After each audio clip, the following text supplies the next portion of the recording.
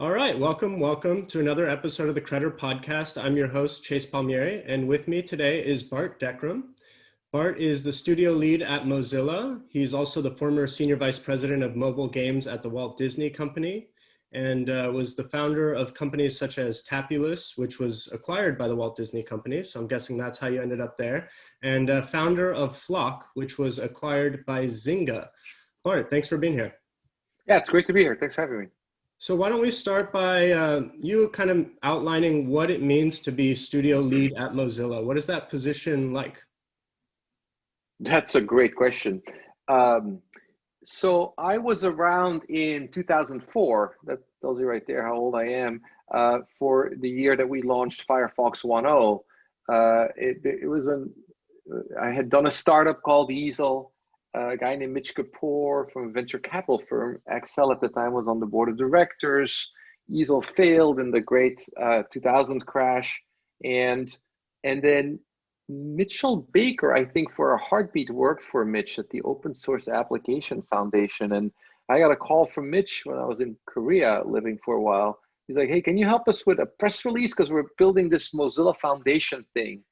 And one thing led to another. I spent 9 months or so working under the auspices of Mitch Kapoor and with Mitchell Baker on the beginnings of the Mozilla Foundation. And when I came in, it was Firebird. It was Oasis. I'm sorry, Phoenix was the first name, and there had been a trademark thing, and now it was getting spun out, and there was a new trademark thing with the name Firebird, and we had to come up with a name, and it was at 0.7.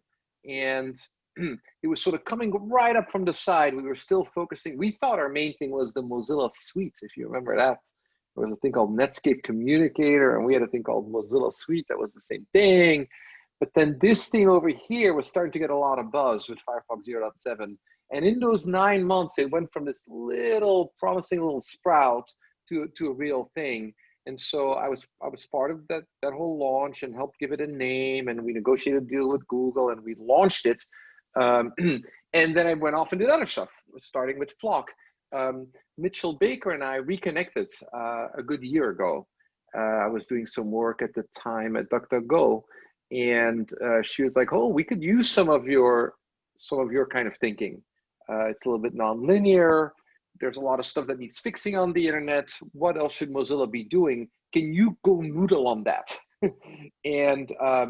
And so I ended up connecting with a couple of other folks, starting with Mark Mayo and a man named Bijan Marashi. And we set out to build a little innovation lab. And that's why I think you maybe looked on my LinkedIn, it says studio lead. We're like, oh, we're doing a thing here where we're trying to cook up cool new stuff. And the thing that we actually cooked up was the beginnings of an incubator. And so we've run 2 seasons of the incubator, one in the spring and one in the summer. And the general idea is, who are the people that are out there with great ideas for shaping the course of the internet for the better? That's how we met you. That's how we met a lot of interesting people. So it is a great way to finding talent, fresh ideas, and seeing how we can play a role in making the internet be all that it can be. So that's what I've been doing at Mozilla for the last year. Cool. And I think a lot of consumers perhaps don't know that Mozilla and Google actually have some kind of relationship. I think a lot of people think about Firefox and Chrome as direct competitors. If you can you elaborate a little bit on how Google and Mozilla work together and in which ways? Yeah, it's kind of a funny story. When we started the Mozilla Foundation, the original mission, we had 12 employees on like, I don't know if you remember, but AOL wrote a goodbye check, right? Because everything had been part of AOL, if you remember that. If you remember that, you have a CD-ROM drive somewhere in your house. But we had $1 million a year and 12 employees, and then an army really of open source contributors. And the original mission was, can we raise Bart as your day job? Can you help us find $1 million a year?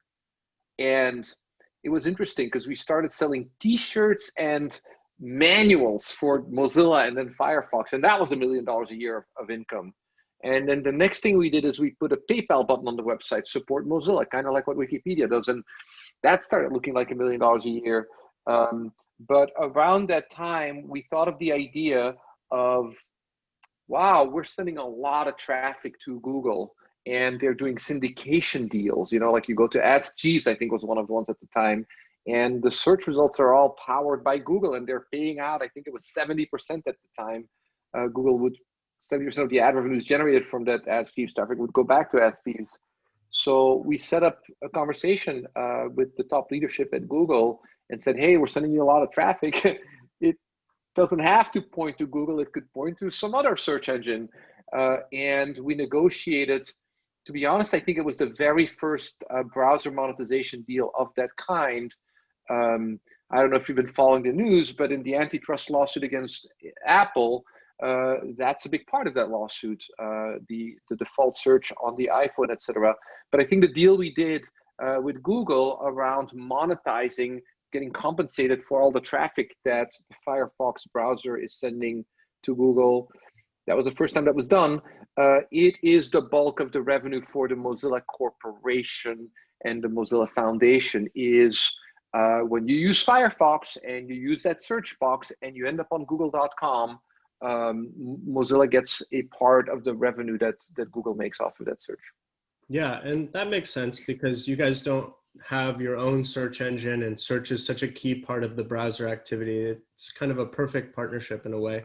Can you explain how the Mozilla Foundation and the Mozilla Corporation work? Because it's such an innovative idea actually in the space to have a nonprofit, for-profit kind of combination with the nonprofit overseeing the for-profit, so that yes, it can go and try to be revenue generating and be competitive in this kind of capitalist system, Yep. But it has this kind of check and balance of the Mozilla Foundation. Sure. Is that how you see it? Is there a little more nuance to it? No, you got it about right. And I'm just wearing my civilian hat. I don't work on these issues. As I mentioned, we're a little satellite program, right? But I have been around the open source community, and I was around when Mitchell and the organization set up these structures. I remember before working on Mozilla, I worked on a Linux startup. That's how Mitch Kapoor and I met. It was called Easel. We were making the GNOME desktop for Linux more user-friendly, and the dream was an open source user-friendly alternative to the Windows operating system. But we created the GNOME Foundation, and we were trying to figure out, can we get IBM and Oracle to write a check, and then we can do.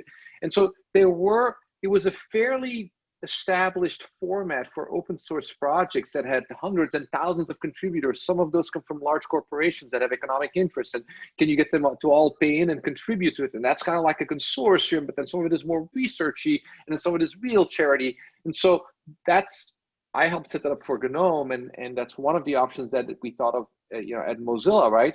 And then I think what happened as Mitchell and the organization started seeing Firefox really take off, and the kinds of money that came from it. I think the financial results for Mozilla were just announced last week, right? It's hundreds of millions of dollars a year. They realized this is a lot of money. Why are we here? How do we craft a setup that allows us to achieve our mission? And is that cookie cutter, or are we going to do something a little different than the usual thing? So the usual thing is you're either a nonprofit or a for-profit. If you're a for-profit, you get full autonomy to do whatever you want, and then you pay taxes, right, on that. And usually always there are owners and shareholders, and then a lot of times there's investors, and then they want to see increasing rates of return and all that sort of stuff. You don't have to do that, but in Silicon Valley, that's sort of where your head starts going as you think about what a for-profit is, right? On the nonprofit side, you're pursuing a public benefit mission. You're trying to do something of value to the broader society, and in return for that, the IRS gives you a tax break. You're getting subsidized by the taxpayers. But there's some oversight. You got to do stuff that's for the public good. And so the entity that was set up in the end is not that unusual, but still somewhat unusual. There's more. If you look at what Steve Jobs' widow is doing with the Emerson Collective, I think Chan Zuckerberg, I think they have some of those. There's more of these vehicles today that say, we want to be able to act like a private industry actor or like a charity actor, depending on what's going on. We want to be able to use all the tools in the toolbox. That's that same general thinking that's now more common. What we set up at Mozilla is the mothership is a nonprofit entity, the Mozilla Foundation. I think there's about 100 employees there, and they do public policy work and advocacy work and lots of research and coalitions and white papers and all this sort of advocacy work to help be a force for making the internet better, largely around these campaigns and policy work. And then underneath it, you got a group of engineers and people that are running the Firefox machine that are running this thing that's a for-profit business, the Mozilla Corporation. They're like, I don't know, somewhere between 500 and 1,000 people working there, and they're running a for-profit corporation that is accountable and owned by that nonprofit subsidiary. And so by doing that, we could do business deals, commercial deals such as the Google one, and we can have a working environment for most employees that's similar to what you would get at a Google or some other, people understand the benefits packages, et cetera, et cetera, et cetera. But it's with it's secondary and subsidiary to this larger goal of we want to be a force for good on the internet. And so what's cool about it, if you sort of step back from it, it's like, wow, here we have an entity that's self-sustaining, that generates hundreds of millions of dollars a year, that can do user acquisition and analytics-driven stuff and business deal, all that good stuff from the private sector, but ultimately towards a public benefit of building the internet that we all want to live in. So you get to have all of these tools in the toolbox. And I think that's Mozilla at its best. And there's a lot of examples of how we're at our best. It's such a great structure. It's something that a lot of people in the industry admire, but even us at Credder, when we were in the early founding days, we were looking to Mozilla's structure and thinking, how can we make sure that we don't end up becoming a part of the problem? And we still to this day think that we might ultimately create a foundation as the larger kind of overseer of the Credder for-profit entity. So I think it's a great structure. And like you said, a very mission-driven company. And that makes me want to talk about the campaign that we met on, which was, or is, the Fix the Internet campaign and your incubator program. So before we dive into like some of the interesting problems that companies in that incubator are solving and just how the incubator is going more generally, Fix the Internet. If you could wave a magic wand and fix one aspect of the internet, just one little piece of it, what would you fix? It probably would be the problem that you're focusing on, misinformation and polarization around news and our information bubbles. 100%. Yeah. Why is that? Do you think it's like I do, the root problem? Well, a couple of reasons. I actually want to loop back to this corporate structure one more time. Let me do that first, and then let's circle back. We're going to do a little rewind, like when you flip the sample in reverse, and I'll be in like about 90 seconds, people skip forward, I'll be answering that question. As you were talking about sort of the governance stuff and what you were thinking of, there's also B Corps, right? And I think one of the things that struck me about what's wrong with the internet and how to do things different and why we're so lucky at Mozilla to have the economic engine and the legal setup, et cetera, that we do is, I think there's been a monoculture in technology in Silicon Valley, especially. Maybe it's sort of tied to everything that's great about the American work ethos and all that stuff, but it's sort of this idea that if you're working in technology, then what you're doing is you're going to Y Combinator and you do a seed round and you get angel investors and you try to get to $1 billion thing and you try to have the double trigger protection and do. There's like a whole playbook, right? That 99% of everybody I know, they follow the playbook. And it's weird. As soon as you break one of the rules in the playbook, people look at you funny. Like, oh, you're not using a safe for your seed round? That's weird, right? Like the playbook, it's quite specific. You're not using a hello sign to sign your doc. I mean, like the playbook got very specific best practices and they're so good, right? So it's like McDonald's. I mean, there's a reason they have 1,000 of these and they're all the same fryers or whatever, right? So it's a very efficient system of finding talent and ideas and sending it through a funnel where every 50th or whatever becomes worth 100 million and every 500 becomes worth $1 billion or whatever the thing is, and capitalism at its finest in many ways. The monoculture part of it is there's not enough new thinking. There's not enough people that are questioning it. And so as you look at, I don't know, if I step back and go like, hey, whatever happened to the American dream? Like the 1950s, and we're all getting better. And every generation has more opportunity and we're becoming more enlightened. And now we're like, we don't accept elections anymore. Everything is fake news. We don't believe in vaccines. Like, there's a significant amount of dystopian stuff going on around us, right? And some of it has to do with economic concentration, inequality, and globalization, and things moving so fast, and not enough checks and balances, and blah, blah, not trusting government. And I think this monoculture is part of that. And so with the incubator, and I noticed that when I was at DuckDuckGo, because Gabe has a different ownership structure, and they have a different compensation structure, and they're in Philadelphia, in Pennsylvania, and Peoria, Pennsylvania, I think it is, and they're growing slower. He's saying, well, we don't have to grow 30% every year. There's nothing wrong with having this much revenue and this profitable, and we can take our time. And I was like, it is good to have different models out there, and I don't think we've had enough of that specifically in technology. So I go to Santa Cruz to go surf, and there's all these co-ops and these bookshops, and it's like, there's a lot of people questioning capitalism, I think there can and ought to be more than one way to build great technology and bring it into the market and do it for a living, whether it be running an open source thing versus a startup, or a B Corp, or DuckDuckGo type thing, or whatever the thing is. I think we need more models out there than just the cookie cutter way it's been done in all the newspaper headlines about all the billion-dollar exits for the last 20 years. So that's part of what I think is the power of what we're trying to do in our little incubator, and what you're doing and what we're all working on. Yeah.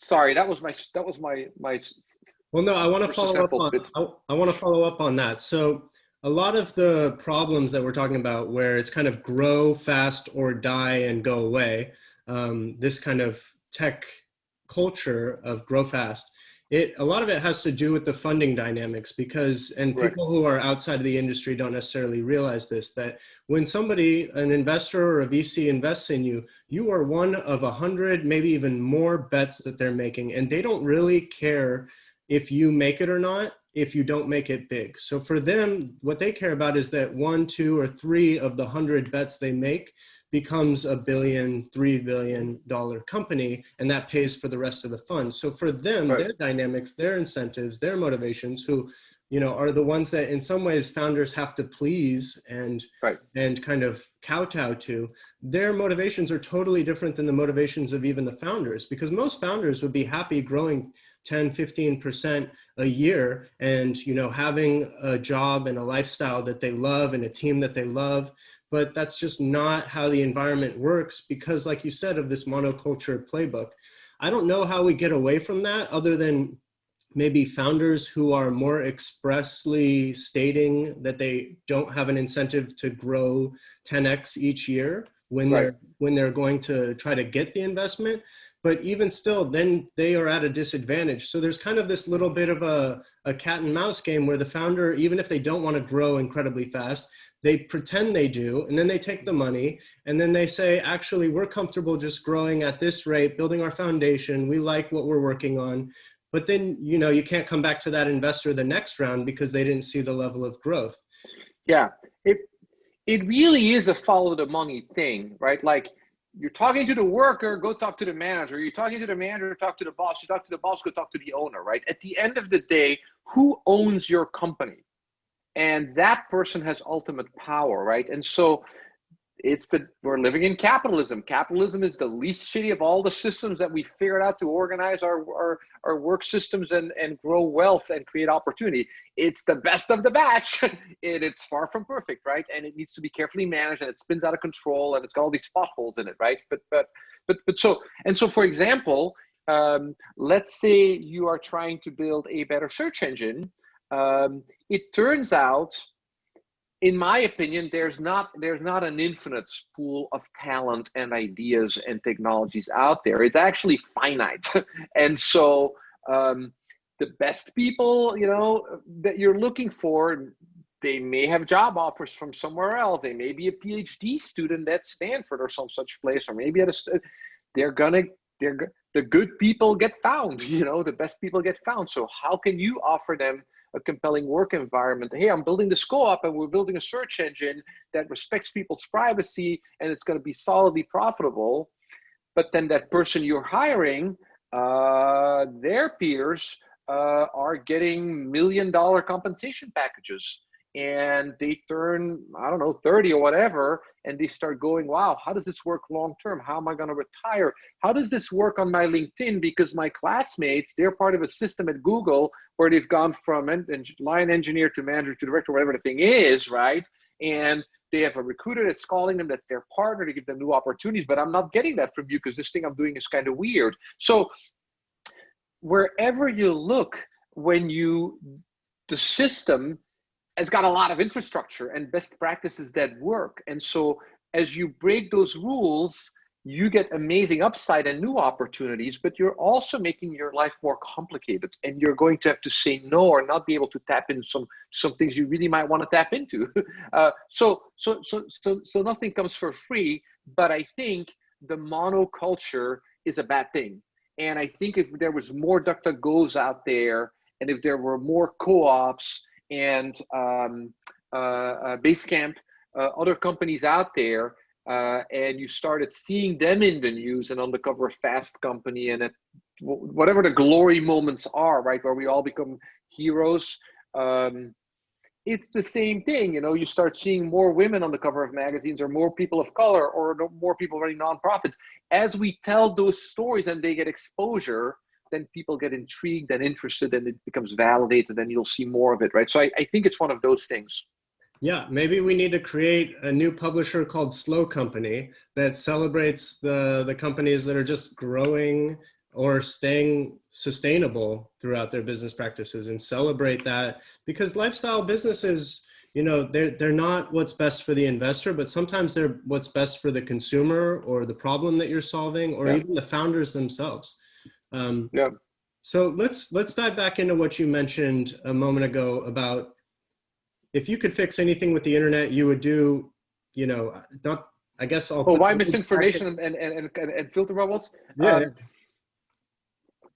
Well, part of it is this one thing that I realized, like I have all sorts of interests, and I see, oh wow, Elon Musk is trying to put somebody on Mars or whatever the thing is, right? There's all of these things to be done in the world. The things that I've been part of that have been successful have been really simple, kind of like meat and potatoes ideas. Your browser sucks, this one doesn't. That's the Firefox story, It's like, it's a kind of a simple thing. I mean, it's hard work, right? But like, not a wildly original. You got this browser, it crashes and it's putting spyware on your computer. How about we give you one for free that doesn't do all that? The thing that I did when the iPhone came out was this very simple music game called Tap Tap Revenge. It was basically Guitar Hero on the iPhone. It's free, it's Guitar Hero, it's got music, what's not to like? And so I have this thing where I'm like, I tend to make things too complicated. And the things I've been part of that have been successful have been like really simple ideas. And so as I think about what's wrong with the internet, there are many great things about the internet, and there's many things that are wrong with the internet. But man, if you go and knock on 10 random doors in America, people are going to say, well, all this fake news is what's wrong with the internet. That'll be the first thing that comes out of their mouth. Maybe, if they're all fancy, maybe they'll say, there's only 4 big tech companies, and why does Facebook run our lives online? Maybe, but I'm pretty sure that if you ask them to say what's wrong with the internet, they might say, my cable's not fast enough. When we say fix the internet, normal people go, oh, you're the cable guy? But I think normal people would say the biggest problem is this erosion of trust in news and facts, and it's a big deal. The area that you're focused on, it is a big deal. Yeah. It's farther and harder for Mozilla to touch, because it's sort of like the thing that we've been doing successfully is software, right, for the internet, with a user experience, Firefox, and lots of plumbing underneath it, right? So it gets pretty geeky down there, pretty protocol-y down there, right? And so as we think about what can we support and bring into the world, the closer it is to that, the easier it is, because we can use our channels and talents and technology and know-how and all that kind of stuff, bring that to bear. The farther away from that we get, then the lower our odds of success gets, right? And so relatively speaking, if you said to me, oh, can somebody build an alternative to Facebook, right? To just say it sort of really simplistically, well, that's closer to our core competencies, and we have enough sort of pieces of the puzzle there, more of them there, than if we said, can you solve misinformation on the internet? Because you're going to get closer to content issues and moderation and curation and people with journalism degrees and all this sort of stuff, you know. But yeah, that's the one I would actually see as the top one. Yeah, so let's geek out on this a little bit, because I wasn't actually expecting you to, point out a problem that hits so close to home. Let's talk about what we think is causing the trust crisis. Personally, I think a lot of it has to do with the kind of broken incentive structure where news, when it moved online, now it has to chase down advertisers and clicks. And so everything gets a little bit more sensational, maybe a little bit more rushed to print. Would you agree that that's, like, if not the main core cause, one of them? It's one of five. I don't have a whole dialectic in my head, but you could up-level it easily one more step, right? If we go back to, 30 years ago, I don't think news, the ABC, CBS, NBC News, I don't think those were profit centers. Like, literally, I'm pretty sure those were loss leaders, right? Those are prestige calling cards for the network, exempt from the requirement to make a profit. I think that's the story I've been told. I think if we then go back to the newspaper industry, that's been a business all along, but I think their margins were really cushy. And so I think there was a wall between editorial and revenues was really straight, because it was a very healthy business. So I think you can up-level it, and it's like, like the incentive structure. I think it was like public benefit work that we were doing in news if you go back 20, 30 years ago. When I grew up in Belgium, the news was brought to you by the official, government-run news service. In fact, the newspapers were already subsidized by the government. So I think if we go back a little bit, you're going to find a lot of news organizations that were not at all driven by a profit motive. Yeah, it's there are some organizations that do that still, some that are subsidized by the government, kind of your national state media. And one other aspect of why these publishers are struggling is that platforms like Facebook and Google have swallowed up what used to be their only revenue stream.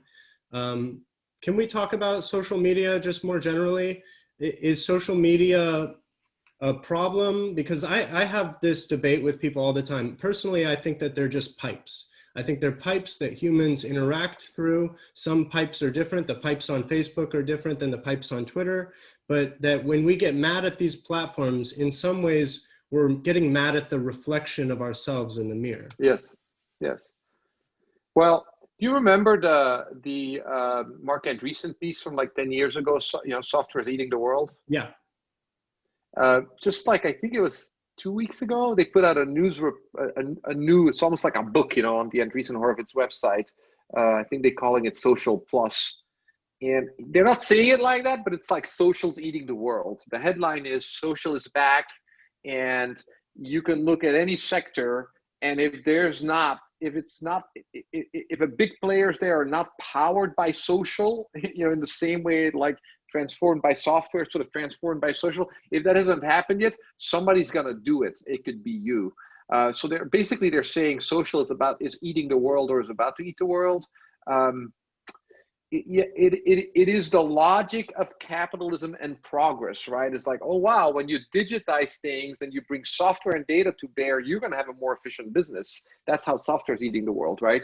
And so when you are able to tap into the desire of people to connect with other people, to talk to others, to share with their friends, to hear from their friends what they should be thinking, or getting recommendations or whatever the thing is, that's a pretty fundamental thing. And that's a major source of energy and major power. So we'll see more of that. So it's why I go back to, I love startups and I love technology and I love Silicon Valley. And I love so much about, it's so, like, for example, with the incubator. When we started it and we announced we were going to give away some grants, I literally thought I would just sort of sit back and wait for people to come knock on the door with their amazing ideas. Sir, you have money to give away? please allow me a moment to explain my business idea to you. Like, that's what I imagined it would be, right? Because that's how it used to be 30 years ago.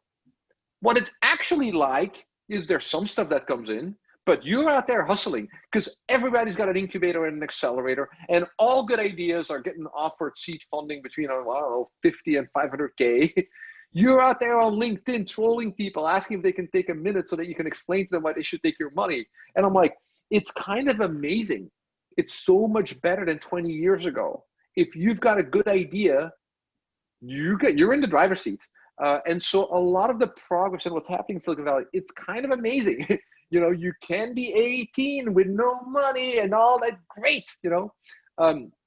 But it's not perfect. It's in the same way that capitalism is great, but it's not perfect. So it comes right back to that, which is to say, so now we've got the social network, and we figured out that we can hire a psychologist that last worked on a game. Before that, he actually worked in Vegas building gambling machines. And now we're going to come do like dopamine triggery systems that, again, before they came into Instagram, they were in games. I know because I worked on games, and before they were in games, they were in Vegas, right? And we're just going to find systems that work really well to make our system work better. It's a logical thing to say, but all of a sudden our brains are getting hijacked, right? And our weaknesses are being exploited, right? And so the specific case of Facebook, I think it's way too big. I think it's insane that there's Facebook and they also own Instagram and WhatsApp. And I think it's insane that they're a dominant source of news and information in 150 countries. That's crazy. That's way too much power for anyone to have. So that's why I'm like, if you ask me what's wrong with the internet, I'd be like, it's kind of what's wrong with our economy. I remember reading a story about how, like, in 1950, there was a shoemaker that was about to get 3% of the shoe market in the United States because they were gobbling up some shoe companies elsewhere in the country, and that was an antitrust lawsuit. That was too much concentration of power. We've got companies that are worth trillions of dollars. Isn't Jeff Bezos worth $600 billion all by himself? The Bernie Sanders, the three families own 50% of all the wealth in this country. It's crazy. So you end up with too few companies, too much power, suffocating innovation, buying up cool ideas before they can really make their mark and keep the ecosystem diverse and interested. And so that, to me, the problem isn't Facebook. The problem is the monoculture of it, and that we've not regulated it, and that we've just, the solo logic of grow faster, get bigger is the only thing. You know, like, there's other things that matter too, and there hasn't been any checks and balances on that. Yeah. And we as humans, we're easily hackable. You know, we're pretty flawed systems, right? Very easily hackable. Yeah, just change the color of a button and see what happens to us. Yeah. I want to talk about that, actually. I'm glad you brought it up before I did. This FTC, the FTC is coming for Facebook. It's in 48 states attorney generals, and they are coming after them to break up Facebook and likely pull Instagram and WhatsApp out of the Facebook brand family. Even if they get pulled out, they're still going to be majority owned and operated by Mark Zuckerberg.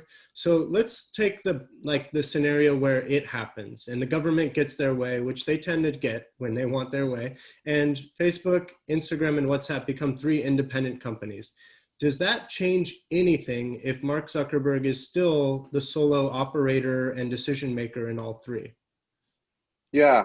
Boy, there's a lot of ifs there, right? Because I think these lawsuits take like 3 to 5 years. I noticed that Instagram, I deleted my Facebook, but Instagram is a harder habit to kick. I noticed that they keep wanting me to upgrade to their chat system where I can talk to Facebook people. So that new thing, they're clearly in some stage of the rollout of the thing already, right?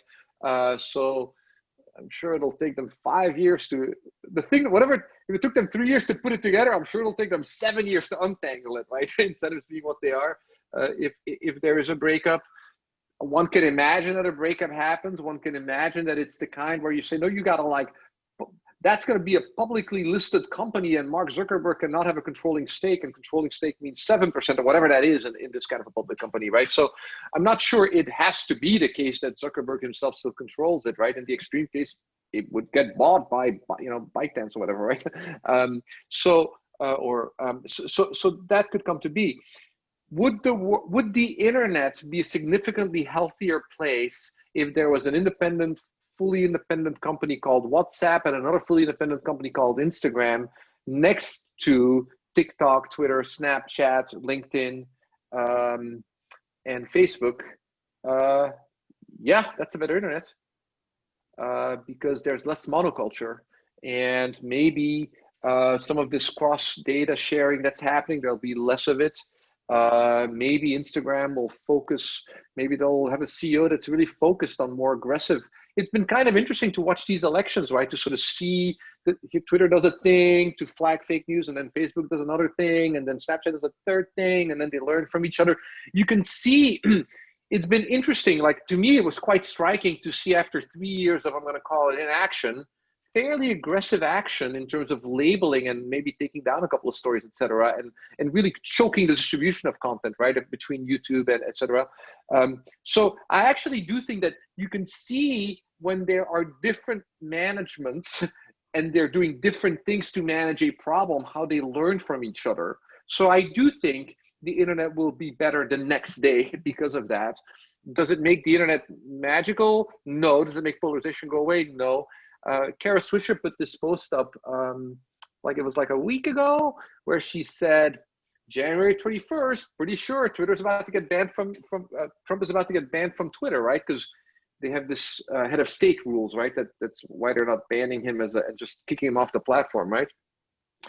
And so what it made me think of is like, that's quite possible that'll, right? Easy to imagine how in the next 6 months, Trump literally does get banned, kicked off of Twitter, right? Because of the incitement of violence or whatever, right?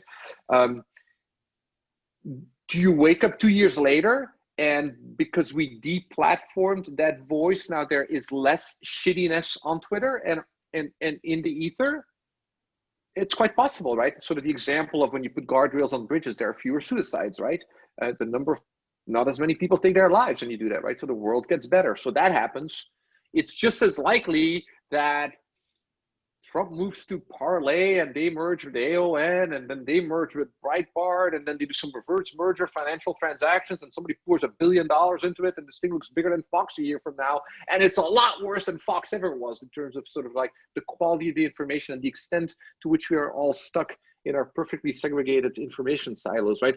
I don't know, right? So there's always unintended consequences. I do think it is one of the bigger moving pieces to building a healthier internet is having more companies with less of a footprint each. Yeah, I actually don't think Twitter is going to get rid of Donald Trump for 2 reasons. The first is that, yes, he will no longer be an active head of state, but we already know that former presidents get special treatment and this kind of, they're a newsworthy world leader treatment. She's still going to be walking around with, Secret Service. So on some level, yes, he won't be an active leader, but I think he's still going to get the classification of a newsworthy world leader or former world leader. But then the second reason is actually what you mentioned. If Trump were to leave for Parler and bring his audiences with them, that would be a huge hit to Twitter and probably the most direct threat to what Twitter is in their use case, because Facebook and Instagram aren't really competing on the same use case as Twitter, but Parler is, and Parler would love to have Trump get kicked off Twitter and bring his supporters there. And I think that's the biggest threat to Twitter, and it's worth a conversation of, is Trump actually the most valuable user that Twitter has ever had? Because if you think about it, he probably creates the most engagement and the most time on site and the most kind of conversation and awareness of Twitter in general. I mean, how many people that didn't have a Twitter account created a Twitter account just so they could follow Trump to see and keep a kind of a finger to the pulse of what he's doing every day, because that's where he's disseminating information from. Do you think that, those arguments bear weight? Yeah, that's good logic. Right now in the real world, Jack has lots of different considerations. I think he's trying to do the right thing. I mean, I actually think he is more concerned about his legacy and is he making a positive impact on. I mean, I think he's genuinely concerned about that, right? So that's a big thing. He's got thousands of employees and they get really worked up. And you look at the employee morale at Facebook seems pretty bad. I think there's a lot of people there that feel like, why do I want to come to work in this place? I feel like I'm part of the problem. I just don't feel good. Like I mentioned, scarcity of talent, man. If you lose the talent, you're out of business, right? So when your employees feel like we are part of the problem, that's a major, major consideration, right? That's like, oh, wow, my backend is not scaling right. It's like, that's a fail wheel kind of a problem, right? So there are a number of considerations. So that's why I'm like, I don't know. It's quite possible they've been kicking people off more. It's like clearly he's violating terms of service. I could imagine it happening. I was sort of asking myself, what are the odds that it leads us to a healthier internet conversations versus worse? I don't know. It's impossible to predict the effects of it, right? Yeah. Or very hard to predict the effects. Yeah. And one more thing on what you just mentioned, again, the scarcity of talent. There was this kind of unspoken rumor, I guess that would make them spoken, but kind of this unspoken understanding that in the early days, maybe a few years ago, and even to some extent today, Google and Facebook hire as much engineering talent as they can. And sometimes they don't even really have work for them to do. Like they'll sit them there and they'll pay them a salary. And the idea is that it keeps that talent from working on other companies. Do you think that that's something that actually happened and is still happening to a certain extent, trying to swallow up as much of the actual dev talent in the Valley? I mean, I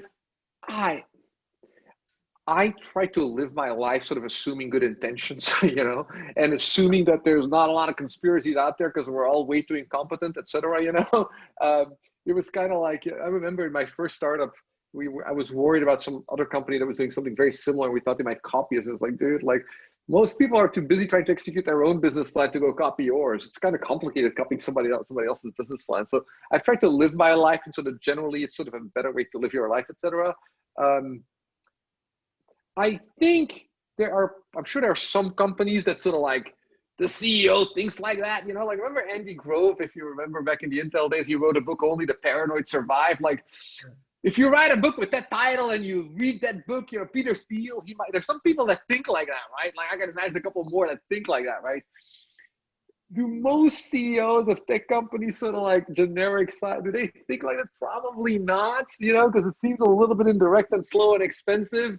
Maybe it's like in the ether a little bit, and what you're saying is like, we're going to grow a lot in the next 5 years. You find smart people, you hire them, and we'll find a place to put them to work. Which you could say it's a variant of that same kind of thinking. I think it's a different nuance.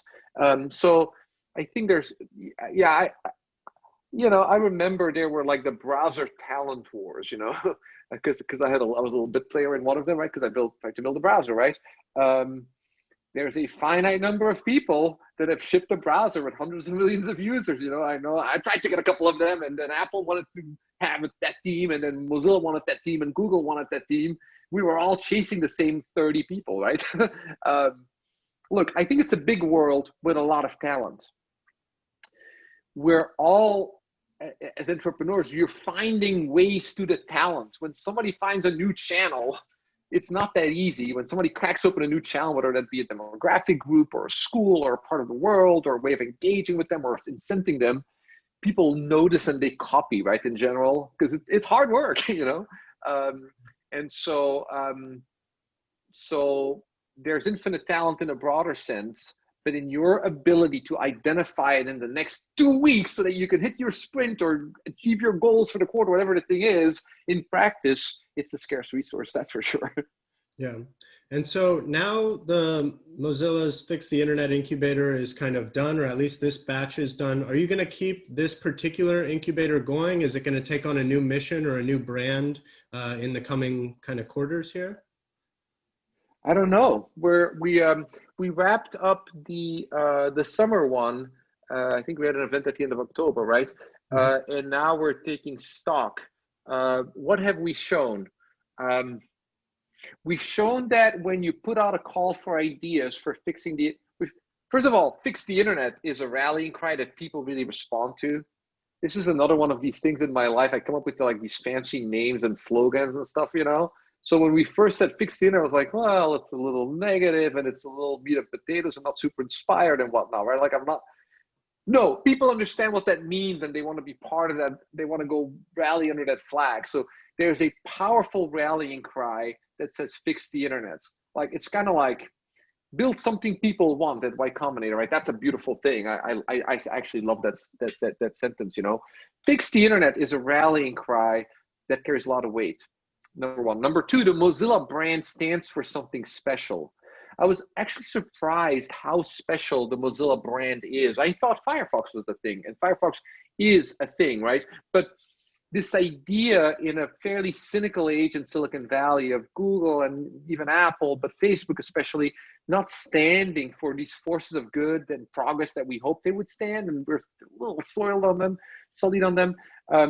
People really look up to this promise of Mozilla, and the rallying cry of fix it is very powerful. And so a lot of really cool people showed up from all over the world, very diverse, new ideas, new backgrounds, all kind of goodness there.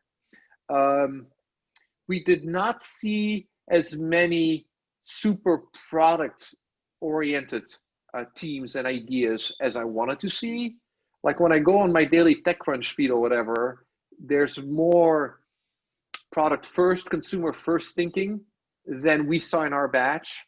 So this is the challenge of, we did a beautiful job reaching out to the people that have already drunk the Kool-Aid, right? Like the believers in technology for social good. We found them, and a lot of people showed up with a lot of cool ideas. But I think there's a lot of other people out there. I mean, I remember walking through a YC interview room.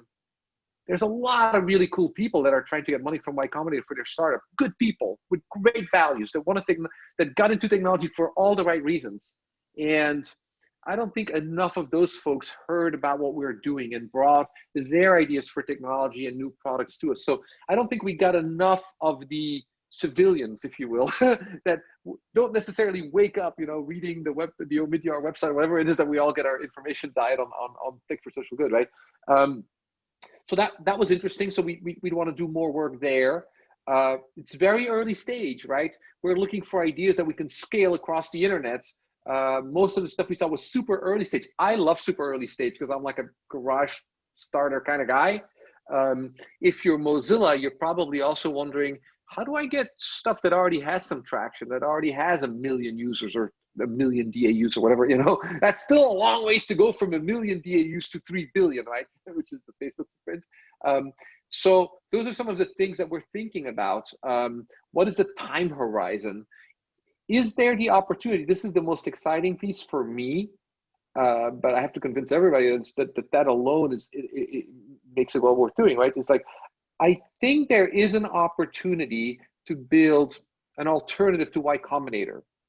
I think it takes 5 or 10 years, but I think if we are able to see this work through and start it again, and et cetera, there's a version of the future where Y Combinator is doing really well, and there's lots of other incubators, and then ours attracts the same kind of talent and best people in the world.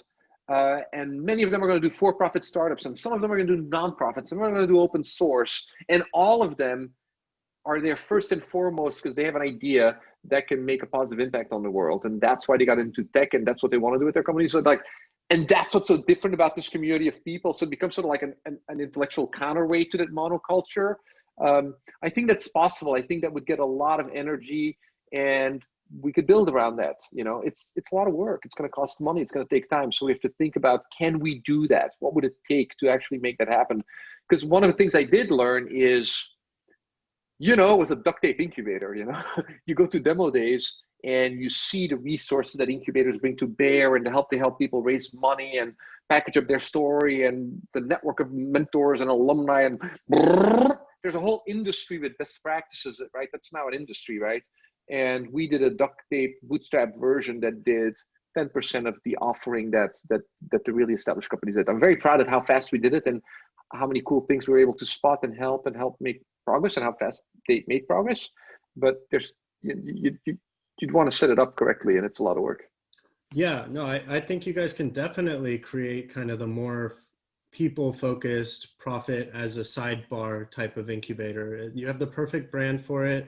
I know you and Bijan are great leaders in there, and you guys can do that. We definitely enjoyed the incubator ourselves. I don't know if you know this, actually, we were one of the Mozilla Builders Award winners, so we got that award and the cash prize, which is great. So we loved our time doing it, and would probably do it again if you accept previous back into a batch. Are you thinking that you might do that? Let same company. We're going to take a month or two to figure out. Like, it's going to take us a couple of months to figure it out. So I think somewhere early in the year we'll probably make the decision and start talking about it. But It's interesting what we were able to bring together in a couple of months, right? So thank you. And yeah, you guys are doing beautiful work. Thank you.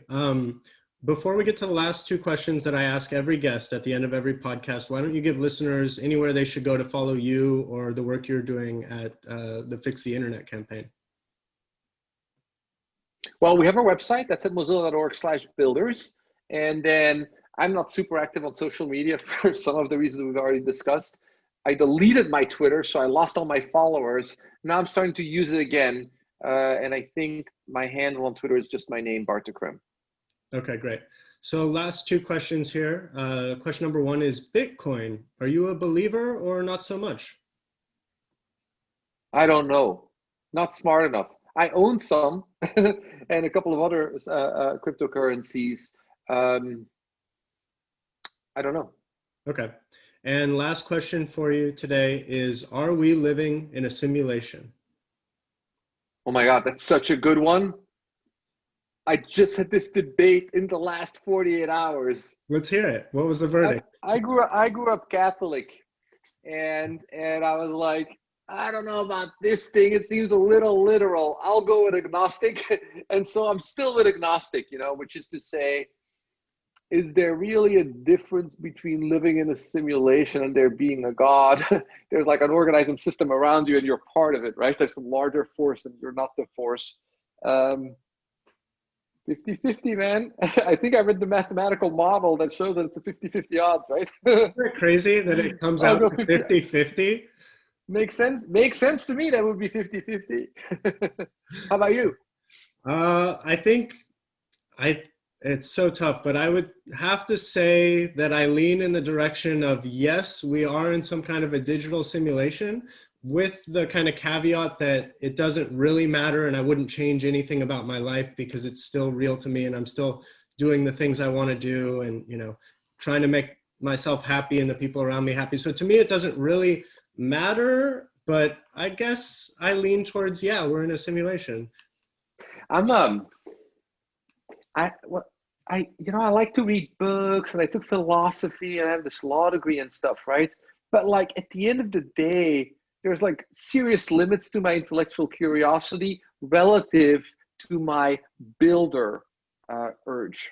So when I came out of law school, I did community work in East Palo Alto, and I was an echoing Green fellow. And so I spent a lot of time with the social change community, and they'd have these theories of change and all this stuff. And I love that stuff, but it doesn't grab me in the way that, hey, let's rent that building over there, put 20 computers in there and see if kids will do interesting stuff with them. And so that's why questions like, do we live in a simulation? It's interesting. I like to read the article. I like to debate about it. But then this is the one life that we have. And am I living it correctly? Am I, do I have values and organizing principles? Do I try to leave things better than I found them? That's where my energy tends to go, right? And that's why I'm like, I'll take 50-50. and then I just sort of sleep well because I like so much. That's why I'm like, fundamentally, I'm not intellectually driven in the way that some other people. I'm like builder driven. I have a question for you. Sure, yeah, hit me. What's your goal for the next year personally, and then with Credder?